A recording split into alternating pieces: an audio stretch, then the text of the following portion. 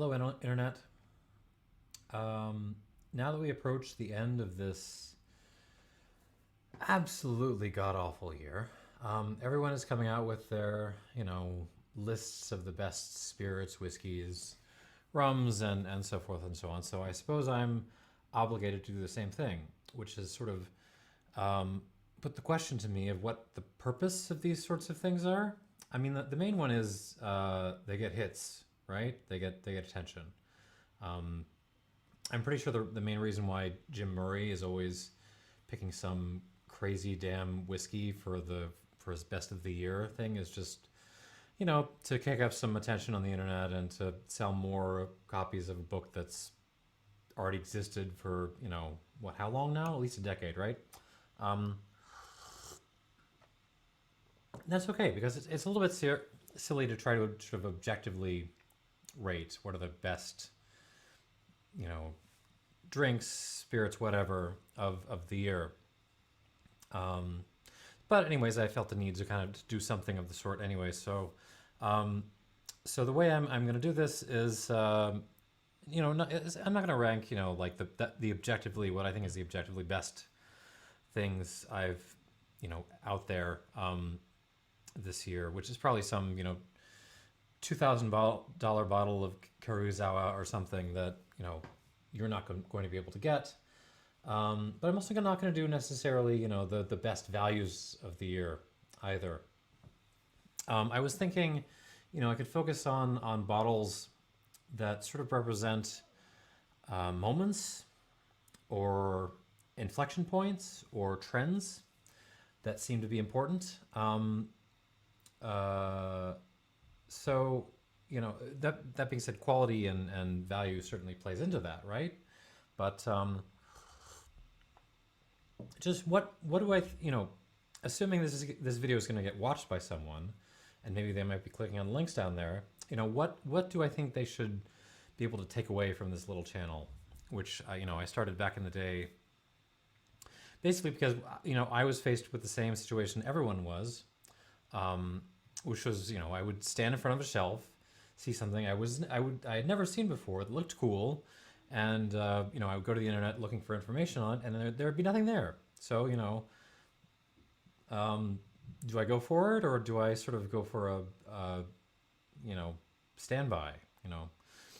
My job has been to kind of fill those holes in, to kind of provide at least one data point for stuff that isn't getting a lot of attention. So I thought I would try to use this little list to draw attention to stuff like that, and say, hey, this stop paying attention to the hottest, I don't know, bourbon or limited release or whatever, and look at this. Look at what's right down the shelf. So I'm ruling some things out.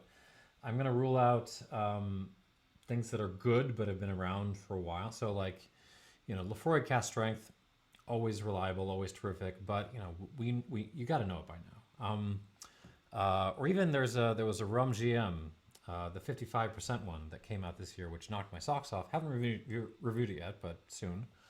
But it's kind of like, it's an extension of what they already have. So I felt like leave that off. Also, I'm leaving off like very limited runs, sort of independent bottling, single barrel stuff that isn't sort of representative of a larger range of single barrel bottlings. So, so we're leaving off. So my friend Jose in New York sent me some single barrel independently bottled rums that knocked my socks off, and a peated Glen Turret that kicked my ass. Watch Glen Turret, y'all. That little distillery is going places. But I mean, when there's 300-ish bottles out there, like, why bother sort of spending the space in a video like this on those purposes? So it's going to be kind of like moments, trends, inflection points, but stuff you could actually buy, hopefully. So I got 5 big ones, but first some honorable mentions in no particular order. Well, let's start with this one, which I'll probably be reviewing shortly. This is the J. Henry Patton Road Reserve. This is their name for the single cask strength series that they do. This is an 8-year-old. And aside from being a great bottle of bourbon, it sort of represents to me like two trends that have been showing up in American spirits. The first being that I think we're now at a point where, you know, craft distilleries in general have run out of excuses. What I mean is, like, it wasn't that long ago where if you were like the only guy in Michigan selling bourbon under your own name, you know, we were kind of willing to grant you some slack. If your bourbon was kind of, you know, rough, unbalanced, not that great, or if you were just buying it from someone else and promising to build a distillery in the future. A lot of these distilleries are now, you know, 10, I shouldn't even say distilleries, they're more like, what, operations. You know, a lot of these are at least, you know, 5-6 years old now. And it feels like, you know, if you're not putting out something that you're making yourself, that's of high quality and kind of individual, has a personality to it, then, you know, then you're not doing that. And we are not going to sort of honor your credit anymore. The other thing is, I think increasingly whiskey makers in the U.S. are becoming less afraid of making distillate forward bourbons. Like, there was a while when everyone was trying to just, you know, shovel as much oak into stuff as quickly as possible with small casks or whatever they were doing. That's still happening, but I think, you know, there are a lot more producers out there willing to say now, yo, you know, we put it in a normal size cask and gave it, you know, 3 years or whatever, and we're not afraid of letting our distillate show through because we know there's some good grains in there. This is a perfect example of both those trends. This is, you know, both, you know, they're making their own stuff from their own grains. Well, they're buying their barley, right? And it's terrific, and it's individual, and it's very distillate forward. There's a lot of oak in this. It is not oak driven. It is driven by the spirit, and that's great. So honorable mention for J. Henry here. Next up, in my honorable mentions of the year, Ming River, Baijiu. So this is, I mean, Baijiu's been around forever, right? It's been, you know, when you're sort of, you go to your local Chinatown, you can probably grab some. This is different in that, you know, it's, someone like me can walk into a local Binny's and buy this stuff. Like, I'm a white guy and I don't know anything about Baijiu. But they're doing that from, you know, a real producer, and they're bottling it with some integrity. Plus this bottle just looks kind of cool. And so this, you know, seems to me to mark like a moment where, well, maybe now we in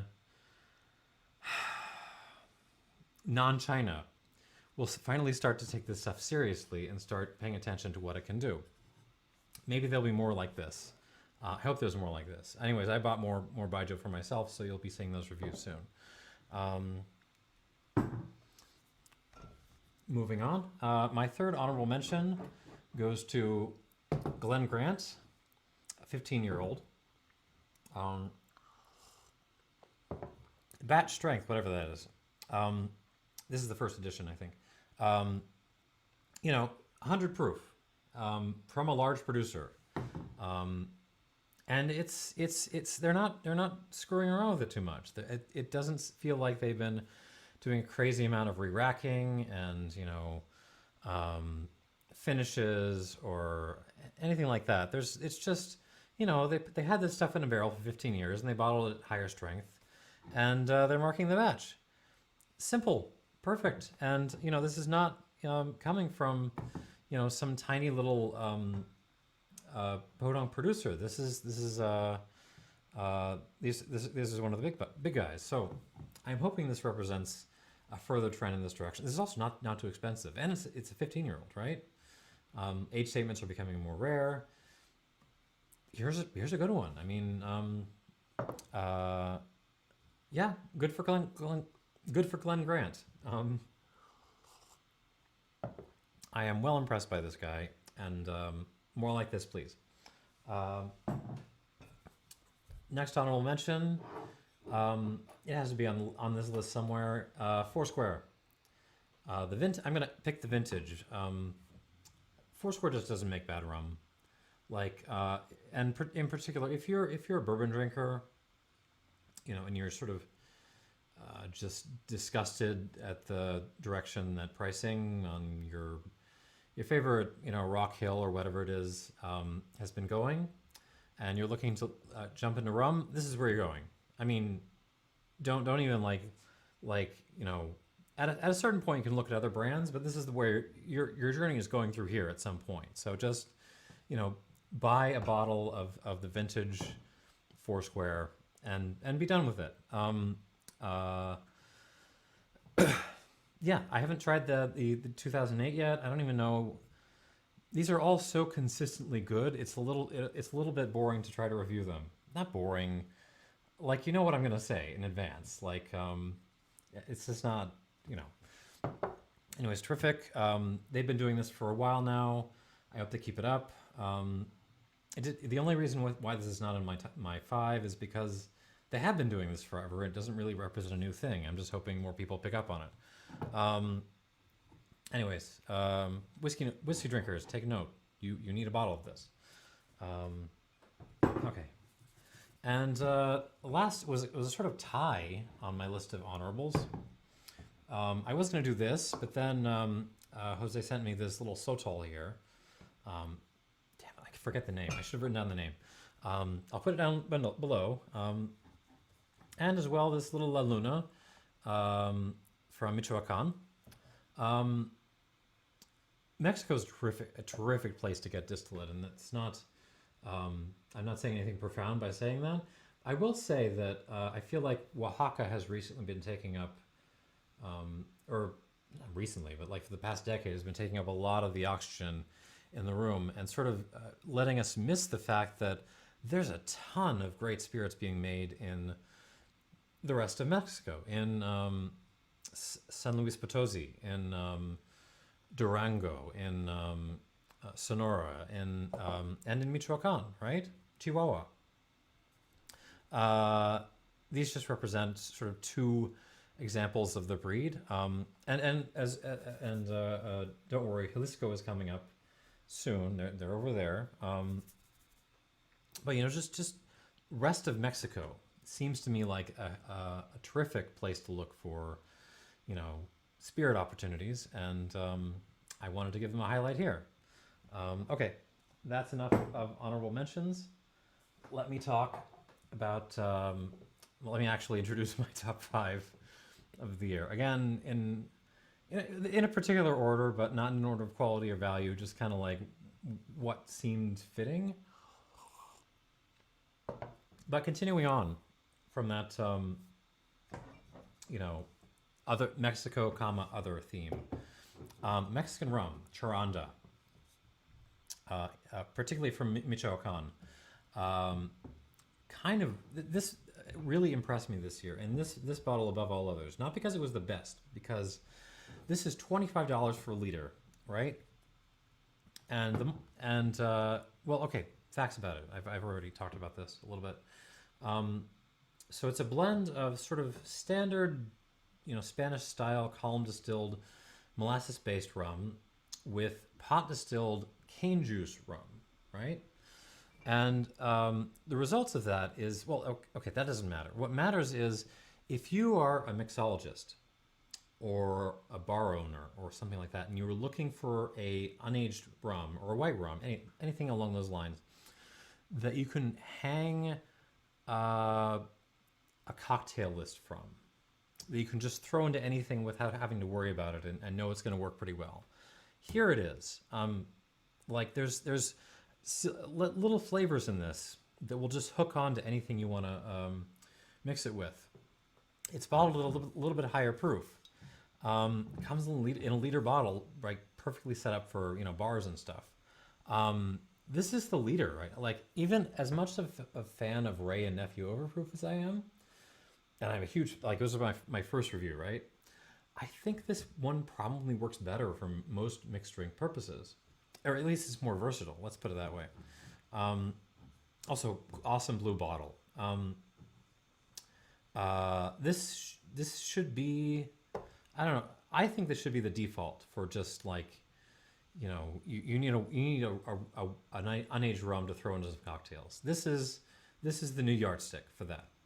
$25 liter, terrific. Go try it. And again, sort of Mexico is awesome. That's a running theme, and we will continue that theme with G4. I still don't know the name of this. 108 proof Blanco. Tequila in general seems this feels like the year when some of the big characters in tequila began to realize they should be bottling stuff at higher proof. That 80 proof, 40% was not doing it anymore. Not to say there haven't been higher proof tequilas around for a while now, right? I mean, that Tapatio that I love so much, that's been around for years. But here you have like Tequila Matchmaker's #1 distillery ever putting out a monster at 108 proof. This seems like like the message is getting out. It feels like producers are starting to pay attention to what's going on in mezcal and the rest of the world, and they're starting to respond and get away from the the ridiculous extra añejos and the charcoal filtered crystal things and the ridiculous overpackaged nonsense, and just get to doing what they do best, which is making terrific distillate. And that's what this is. So this is my number 4.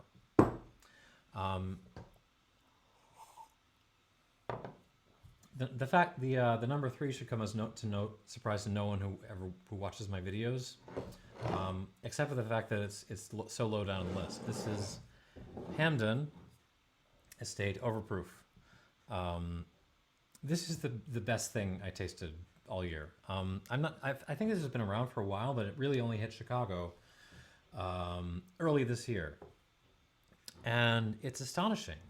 They blended different marks of Hamden together to kind of create this package, which is both extremely heavy and floral, and yet at the same time or heavy and funky, at the same time kind of light and floral and delicate, and very woody at the same time. Not very woody, but woody enough that you notice it. Put it that way. I can there's people complaining about this. It's a little too restrained.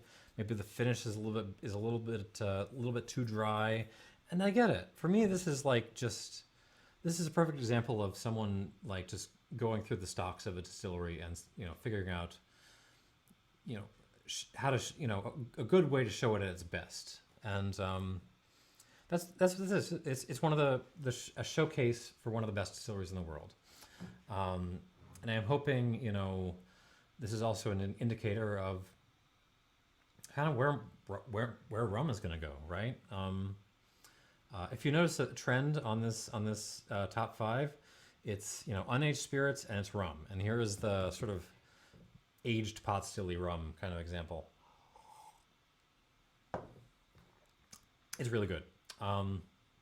It's terrific. I don't know what to say about it. Hamden is amazing, and frankly, I'll buy just about anything reasonably priced with their name on it. And all right, moving on. We're going back to the States, but maybe not exactly what you're thinking. Laird's is my number 2. Laird's single cask selection. I was stunned by this. I found this on an closeout rack for like $40, and I thought, okay, and this is my second bottle, by the way. And I thought, worth a shot. I mean, I haven't had Laird's apple brandy in a while. Their Applejack is terrible. Don't buy it. Buy this instead. But for $40, cask strength, single cask, seems like it was worth risk, and it's terrific. It's up there with, a lot of the best bourbons and ryes I've ever had, frankly. It just happens to be an apple brandy. And this sort of represents a trend I think will continue in America, which is people making really amazing brandy, probably using American oak in the process. Something about white oak and apple just works really, really well together. Maybe, but also, I think there's things that American distilleries can do with other kinds of brandies too. Think schnapps, think Kirsch, as well as grape brandies. I'm making it. I've already done a whole bunch of brandy reviews, and I'm gonna make a project to try to do more because I think that area deserves more sunlight than it's currently getting. Anyways, this is killer stuff. Laird's apple brandy single cask, 40 to $50, probably in your area of the woods. Just don't buy the crappy bourbon just once. Get this instead. Just trust me. Trust me just once. Give it a shot. All right.